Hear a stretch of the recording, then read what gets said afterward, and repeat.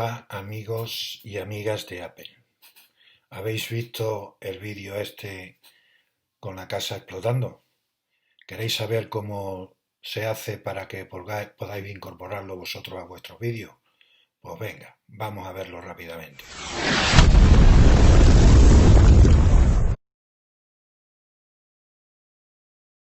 Yo ya tengo aquí en iMovie importado 3 archivos, uno de una casa y otro, la misma casa, pero con vista previa. La he recortado como si hubiera recibido un bombardeo.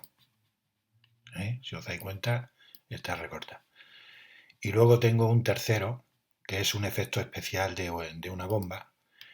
Este efecto especial, si no tenéis un programa de dibujo y animación, pues yo os recomiendo que los descarguéis de internet, porque hay muchos que se pueden descargar gratuitamente. Lo primero que tenemos que hacer es llevar las dos fotografías a la línea de tiempo.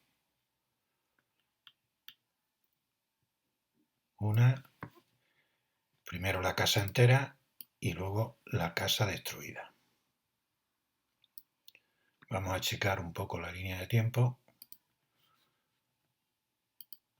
para que veamos mejor. Encima de la línea de estos dos archivos ponemos el efecto especial. Lo señalizamos, vamos aquí a este icono de ajuste de superposición de vídeo, le ponemos corte y aquí en fundido le ponemos a 1,5, a 1,2. Yo creo que con 1,2 es suficiente. Vamos a ver cómo queda.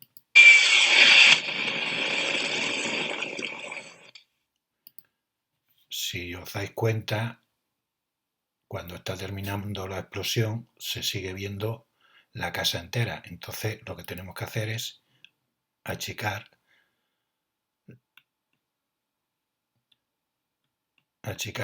esta fotografía para que cuando deje de verse la bomba automáticamente se vea ya la casa derruida. Ahí más o menos creo que quedaría bien. Vamos a verlo.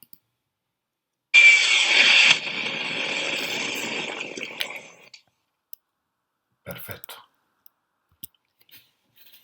Esa es la manera de hacer este efecto especial. Habéis aprendido hoy la forma de incorporar el efecto de las bombas en vuestros vídeos.